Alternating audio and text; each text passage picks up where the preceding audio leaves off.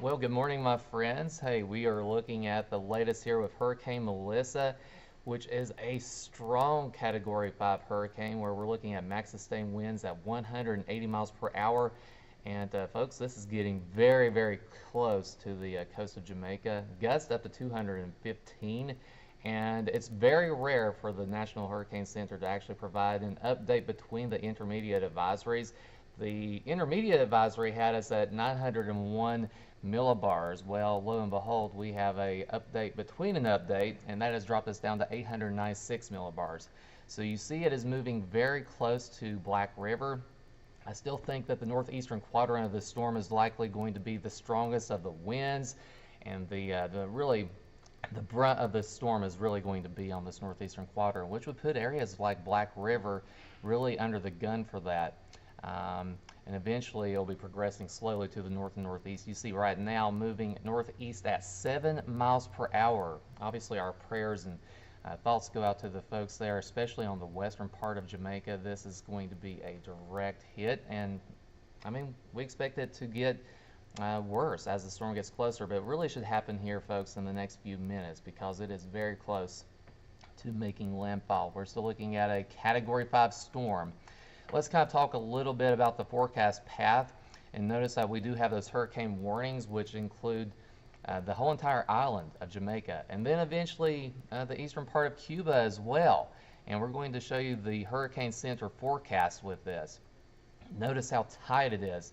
The National Hurricane Center earlier had highlighted that the eye between the eye wall there is about 10 miles in width. It is very concentrated. That shows you just how strong the storm is. We've also seen what looks like to me at times kind of tightening of that eye in the eye wall, which also has just indicated further strengthening with this storm. And you notice it's still fairly large as well. I mean, you know, you have the whole swath here of precipitation and clouds that extend miles and miles away from the storm itself. But the center of that storm, the eye wall, especially the northeastern quadrant, going to be the worst of that. So yeah, obviously feel free to chime in if you have any questions or just whatever information that you want to throw in there, guys. It's much appreciated. So yeah, max sustained winds at 180. Let's kind of go into the future with this. Notice this is the National Hurricane Center forecast. It eventually takes it up to the north and northeast. It will be impacting areas around Cuba and so forth. And it kind of went through a little bit too fast there for me. Let's see if we can kind of back this thing up.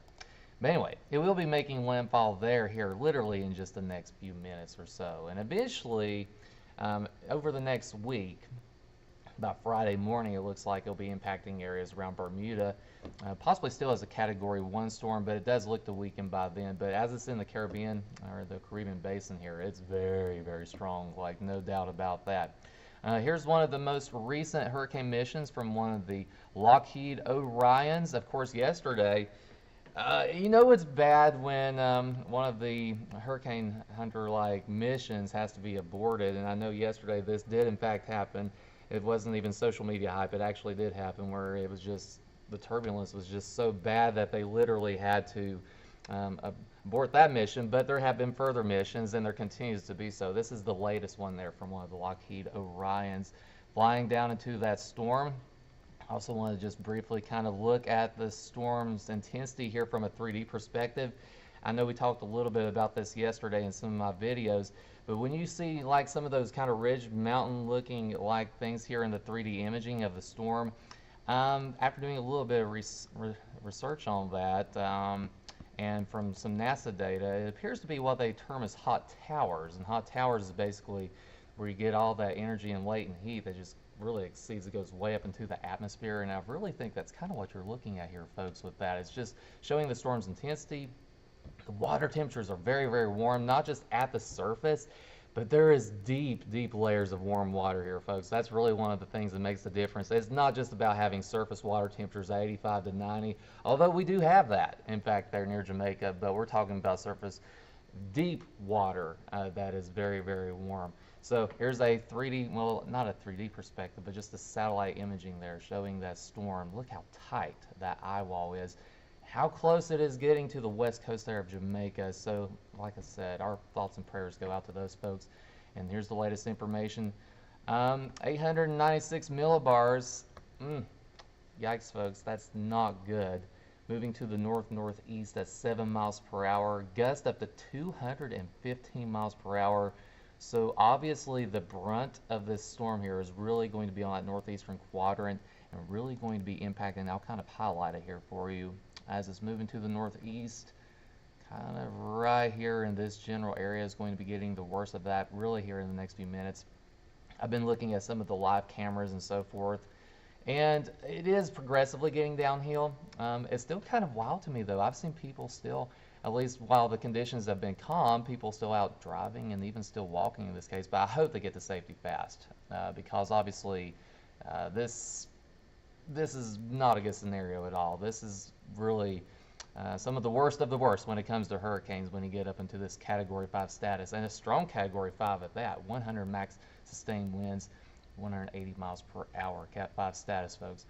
All right, well, that's the latest update on this. Like I said, feel free to put your questions in the chat, and we'll try to take a look at those. Meteorologist David Boyd and I are here right now this morning. Of course, he'll have more on this storm coming up on News 5 at noon, give you the latest update with that.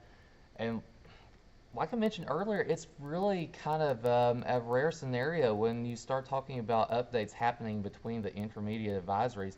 Usually those come out at 8 o'clock, 11, and 5 o'clock as well. And in this case, yeah, hurricane hunters have measured a pressure even lower than what it was showing earlier at 8 o'clock, so 896 millibars right now. All right, that's the latest on Hurricane Melissa. Like I said, our thoughts and prayers go out to those folks. And we'll keep you updated. For us, though, we're not expecting any impacts from this, which is good. We have a couple cold fronts that's actually kind of like back-to-back cold fronts, the tale of two fronts, if you will, that's basically knocking this storm out from the United States, and it's not going to be impacting Florida, and certainly not up here, so that is good news. Anyway, you have a great morning, and we'll have some more updates for you here in just a bit.